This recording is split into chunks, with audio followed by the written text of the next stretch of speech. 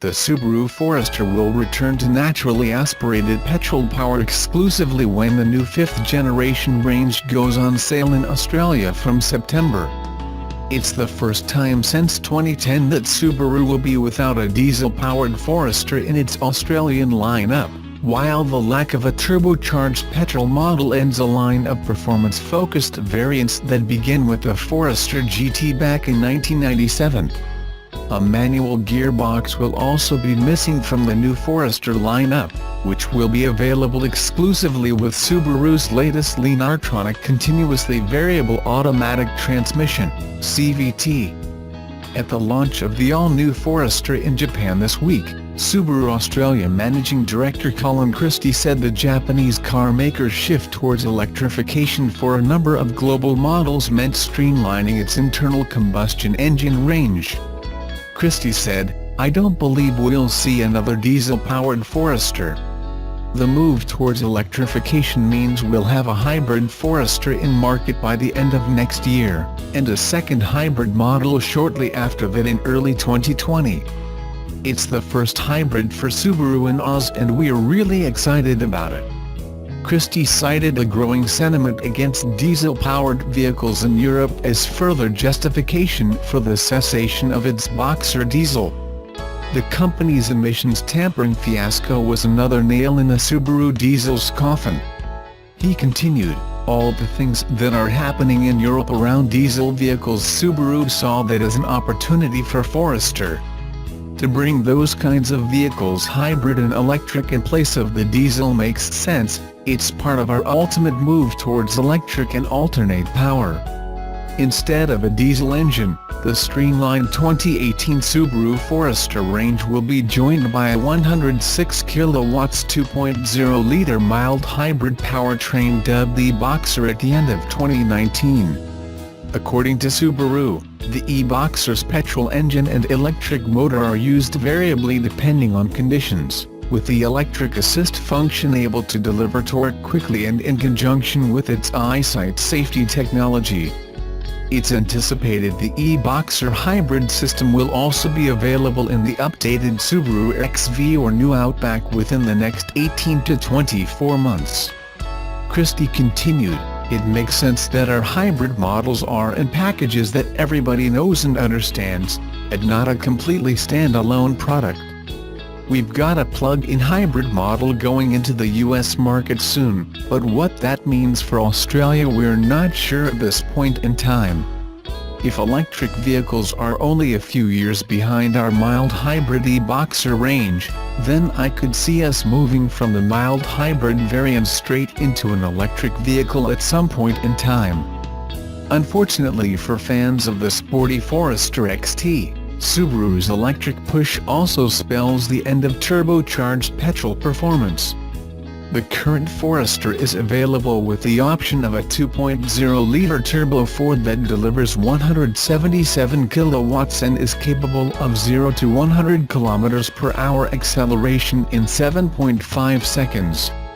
The 5th generation Forester will produce 136 kilowatts from its 2.5-litre direct-injected petrol unit, and with a curb weight increase of up to 20 kilograms it won't deliver anything like the acceleration of its force-fed predecessor. Christie said, "The XT is a terrific car, a bit of a halo car for the Forester brand, and we're sad to see it go, obviously. But the sales volumes weren't massive by the end. The policy now is to move toward electrification and there are no plans to bring back the XT that I am aware of."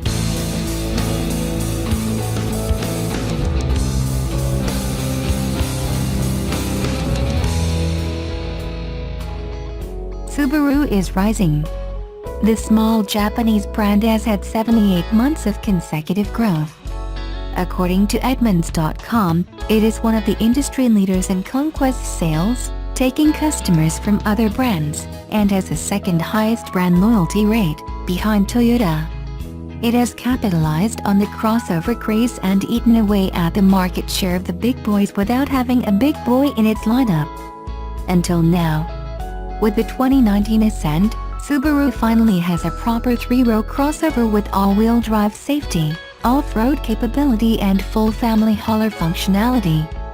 A 3-row crossover is as exciting as your second grader's artwork. But the Ascent fills a huge void in Subaru's relatively small lineup and should keep loyalists in the family as they get a family. Subaru either learned from its mistakes in the wishy-washy Tribeca or learned from being the last automaker to offer a competitive 3-row crossover. The Ascent drives much smaller than the other latecomer, the Volkswagen Atlas, and feels more like the sporting Mazda CX-9 behind the wheel. It's a smooth adjustment for consumers going from a smaller crossover or even a car. The all-new turbocharged Boxer 4-cylinder engine makes 260 horsepower and 277 pound-feet of torque, good enough to tow 5,000 pounds, according to Subaru. That output beats the 3.6-liter flat-six engine in other subbies, so expected to be the engine of the future. Because the pistons are horizontally opposed, the Boxer engine sits lower in the bay and has less vibration than inline or V6 setups. It makes for a smoother, more nimble ride than other 3-row crossovers. The step gear ratios in the continuously variable transmission approximate the shift points you'd come to expect in an automatic transmission without the heavy droning and sense of anticipation that comes with other CVTs. In short, the driver won't pay much attention to the inner workings of the powertrain. It's responsive for everyday needs and utilizes Subaru's effortless all-wheel drive system with X mode, which controls wheel spin at lower speeds. It sits larger than it rides, unlike the comparatively cramped CX-9. It's not as roomy as the Atlas or Honda Pilot in the third row, though. Subaru says 3 child seats could fit, but your knees ride high back there. Like most vehicles in this class, that row is best for grade schoolers. Also like the CX-9, Atlas and Ford Explorer, the top-of-the-line touring trim puts a price on premium. Java brown leather with heated everything contrasts against the black dash with silver accents.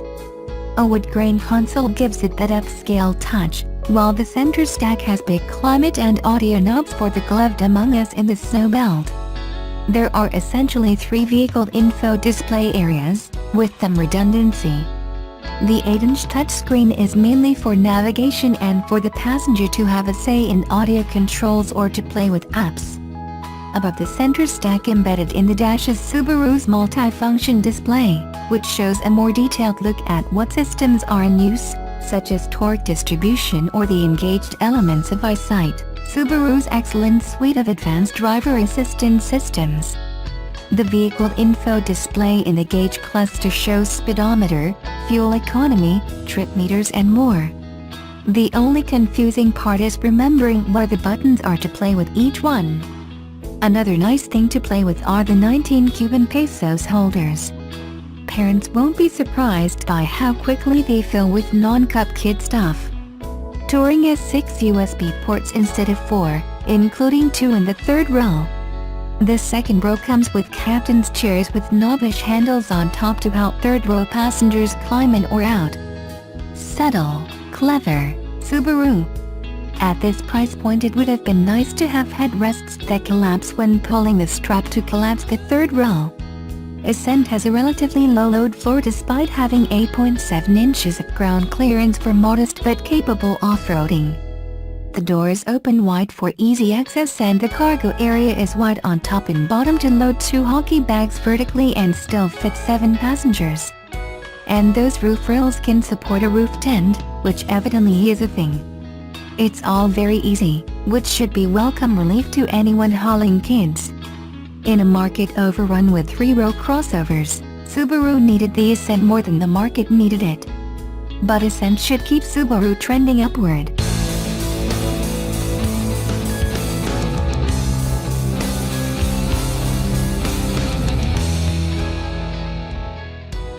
Subaru has made a few changes in standard features and increased starting prices by $100 to $900 for the 2019 model of its popular Crosstrek hatchback, the cladded and buffed-up version of its Impreza compact.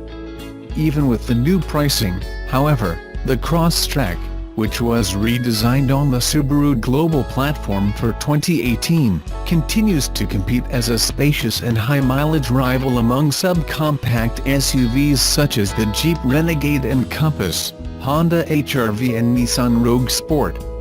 The Crosstrek is now Subaru's number 3 bestseller. The base 2019 Crosstrek 2.0i with a 6-speed manual transmission will start at $22,870, a $160 increase including the destination charge that was increased by $60 to $975. The mid-level 2.0i Premium with a stick shift gets a $360 bump to $23,870.